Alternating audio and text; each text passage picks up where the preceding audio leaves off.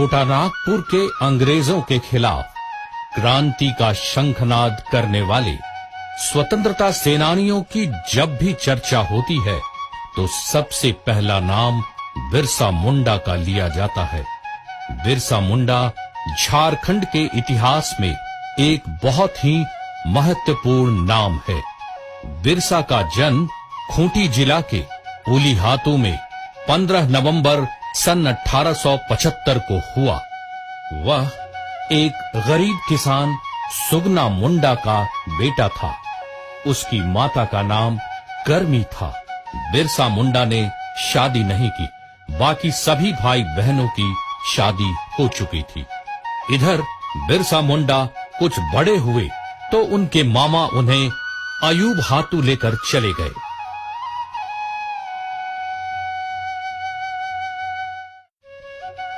नाना के घर में उसकी मौसी जौनी उसे बहुत प्यार करती थी। यहाँ तक कि जब उसकी शादी हुई तो बिरसा को अपने ससुराल खंटगा गांव लेकर आ गई। इन्हीं दिनों बिरसा एक ईसाई धर्म प्रचारक के संसर्ग में आ गए। अयूब हातू में मामा ने सलगा के स्कूल में दाखिला दिला दिया। वहां के एक शिक्षक बच्चों में काफी रुचि लेते थे और पढ़ाई के साथ साथ धार्मिक और शारीरिक शिक्षा भी देते थे। बिरसा ने चाईबासा मिशन स्कूल से उच्च प्राथमिक शिक्षा हासिल की थी।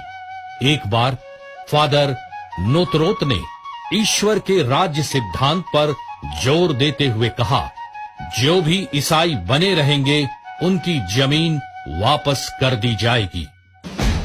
इस बात से बिरसा के साथ साथ और भी लोगों को काफी धक्का लगा। 1886-87 में मिशनरियों से सरदारों का संबंध टूट गया। मिशनरियों ने सरदारों को धोखेबाज कहना शुरू कर दिया। बिरसा ने इस बात को लेकर विद्रोह कर दिया, जिसका परिणाम यह हुआ कि बिरसा को स्कूल से निकाल दिया गया।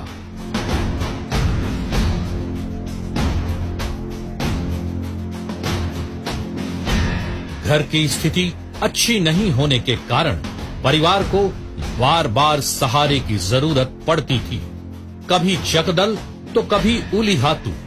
परंतु बिरसा अपने को उन लोगों से अलग कर नौकरी की खोज में कंदेर गांव गए और वहीं नौकरी कर ली। फिर बाद में गौड़बेड़ा में एक बुनकर परिवार में नौकरी की। वहीं बिरसा आनंद पंडा के संसर्ग में आए। आसपास के गांवों के लोग आनंद पंडा से शिक्षा ग्रहण करने आते थे। बिरसा उनके खेतों में काम करते, फिर शाम को उनके साथ भजन कीर्तन किया करते, प्रवचन सुनते, महाभारत और रामायण में वर्णित अर्जुन, राम, कृष्ण और भीम आदि की कथा सुनते, जिसका उनके व्यक्तिगत जीवन में बहुत गहरा प्रभाव पड़ा। 3 वर्षों तक आनंद पंडा के साथ रहकर उन्होंने जिंदगी की बहुत सारी सच्चाइयों को जाना। आनंद पंडा जिस जमींदार जगमोहन सिंह के यहाँ काम करते थे, बिरसा भी अक्सर उनके साथ वहां जाया करते थे। परंतु जमींदार की क्रूरता से वे बहुत ही विचलित हुए, जिसका प्रभाव उनके आगामी जीवन पर भी पड़ा।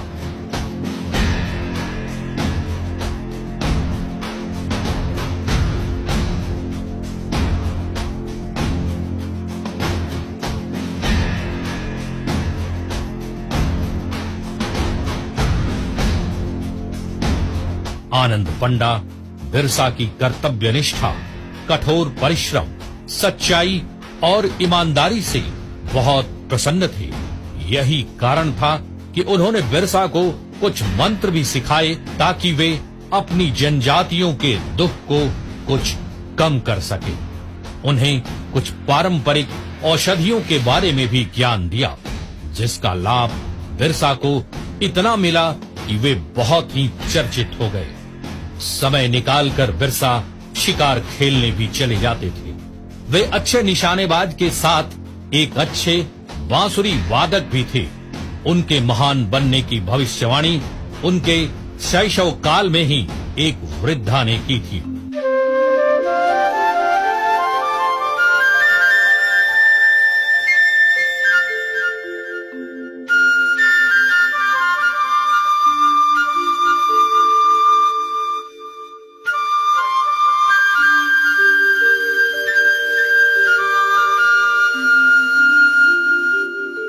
इसी दौरान बिरसा की एक अन्य वैष्णव साधु से, जो भी भक्ति समुदाय के थे, मुलाकात हुई और 3 महीने तक उनके प्रवचनों को बिरसा ने सुना और काफी प्रभावित हुए।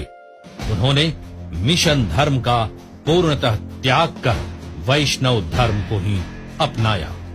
बिरसा गांव के लोगों की सेवा करने लगे। उन्हें खाना देना, मंत्र देना, उन्हें निरोग करने के लिए प्रार्थना करना आदि उनकी दिनचर्या में शामिल हो गए।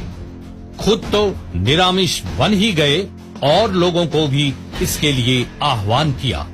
गोवध रुकवाया, तुलसी की पूजा करने लगे। इसके साथ उपदेश देना, दवा इत्यादि। सिंह बोंगा यानी ईश्वर एक है, सिर्फ उन्हीं की पूजा होनी चाहिए। बोंगा को मत मानो, भूत प्रेतों को मत मानो, किसी भी पूजा में बलि मत दो, हिंसा बंद करो, शराब मत पियो, मांस मछली से परहेज रखो, सादा रहो, तुलसी की पूजा करो, झूठ मत बोलो आदि उपदेशों के साथ उन्होंने अपनी धर्म प्रणाली बनाई, जो बिरसईत पंथ यानी बिरसा का धर्म के नाम से स्थापित हुआ। एक बात और सामने आती है, जब बिरसा ने एक स्वप्न देखा और उसकी चर्चा वीर सिंह मुंडा नामक व्यक्ति से उन्होंने की थी। उनके मुताबिक स्वप्न में उन्हें दिव्य दर्शन हुए और उनके अंदर किसी शक्ति का प्रसार हुआ। लोगों ने यह अनुभव किया कि बिरसा के अंदर अलौकिक शक्तियां आ गई हैं। वे प्रार्थना करते, प्रवचन सुनते। महामारी और चेचक के समय बिरसा ने गांव-गांव जाकर लोगों की खूब सेवा की। ग्रामीणों के मन में बिरसा के प्रति और भक्ति जागी। इन्हीं सब कारणों से लोगों ने उन्हें भगवान माना।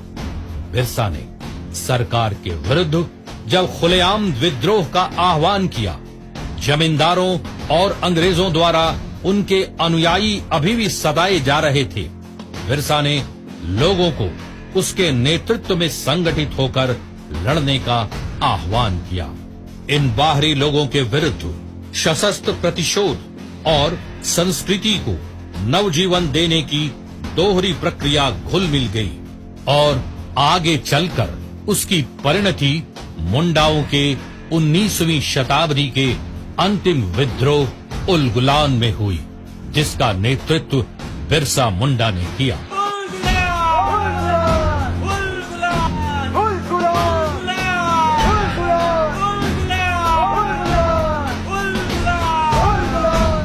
बिरसा और उनके अनुयायियों की गतिविधियों से अंग्रेज बौखला गए थे। किसी भी प्रकार सरकार इस आंदोलन को दबा देना चाहती थी। मियर्स, जो रांची के जिला आरक्षी अधीक्षक थे, 24 अगस्त 1895 को स्वयं बिरसा के गांव चलकर गए और बिरसा को सोए हुए में गिरफ्तार कर रांची लाए, जहां बिरसा को रांची जेल में रखा गया। रांची आयुक्त के अदालत में नवंबर 1895 को बिरसा और उसके 15 सहयोगियों को सजा सुनाई गई। बिरसा को 2 वर्षों की कड़ी सजा एवं 50 रुपए जुर्माना भी किया गया। पैसा नहीं अदा करने पर 6 महीने की और सजा काटने का आदेश दिया गया। 1897 के उत्तरार्ध में महारानी विक्टोरिया के शासन की हीरक जयंती के अवसर पर जेल से बिरसा मुंडा सहित अनेक कैदियों को रिहा कर दिया गया। बिरसा ने भूमिगत रहकर मुंडा राज्य की स्थापना के लिए चुटिया से पलायन कर डोम्बारी बुरु को अपना कर्मस्थल बनाया। चारों ओर से पहाड़ों से घिरे हुए इस स्थान से बाहर जाने के लिए सिर्फ एक ही रास्ता था जो डोम्बा घाटी की ओर जाता था। बिरसा की सेना की सदस्य खूंटी, रांची, चक्रधरपुर, बुंडू, सिसई आदि जगहों में फैले हुए थे। उसकी सेना का मुख्यालय खूंटी में था। विद्रोह 25 दिसंबर 1899 ईस्वी को शुरू हुआ था। विद्रोहियों ने सरवादा मिशन हाता, मुरहू मिशन हाता पर एवं बोरजो मिशन पर आक्रमण किए। बिरसा की इन गतिविधियों के कारण रांची के उपायुक्त ने खूंटी, तमाड़ और रांची में काफी बड़ी घेराबंदी की। बिरसा और उसके अनुयायियों को पकड़ने के लिए पुलिस ने अपना नियंत्रण केंद्र बंदगांव में रखा, जहां के जमींदार जगमोहन सिंह थे। समय को देखते हुए बिरसा भी अपनी नीति में बदलाव लाते थे। तीर धनुष तथा गोला बारूद का मुकाबला चलता रहा। अंत में बिरसा के अनुयायियों की पराजय हुई। लगभग 300 लोग बंदी बना लिए गए। वस्तुतः सैल रकब कांड के बाद आंदोलन में बिखराव शुरू हो गया, किंतु बिरसा मुंडा को पकड़ा नहीं जा सका। बिरसा चक्रधरपुर के जंगल में जा छिपे। जगमोहन सिंह के आदमी वीर सिंह महली आदि 500 रुपए के इनाम के लालच में बिरसा को 3 मार्च 1900 ईस्वी में रांची ले आए। यह उनके जीवन की अंतिम यात्रा सिद्ध हुई।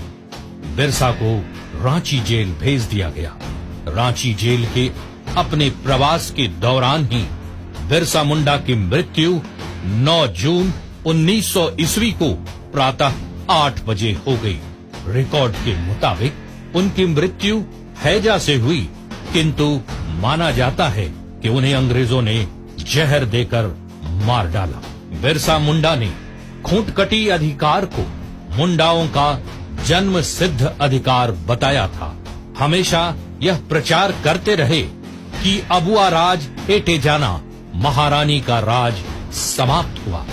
आदिवासियों को खोए हुए अधिकारों को वापस दिलाने तथा शोषण से मुक्त कराने के लिए आज भी बिरसा को याद किया जाता है। आज भी आदिवासियों में नए युग की प्रेरणा पुंज माने जाते हैं। सरकार ने बिरसा जयंती झारखंड स्थापना दिवस के रूप में मनाकर उन्हें सम्मानित किया है। ऐसे वीर सपूत बार बार नहीं पैदा होते। हमें उन पर गर्व है। उनकी स्मृति को हर झारखंडी, हर भारतीय शत शत नमन करता है।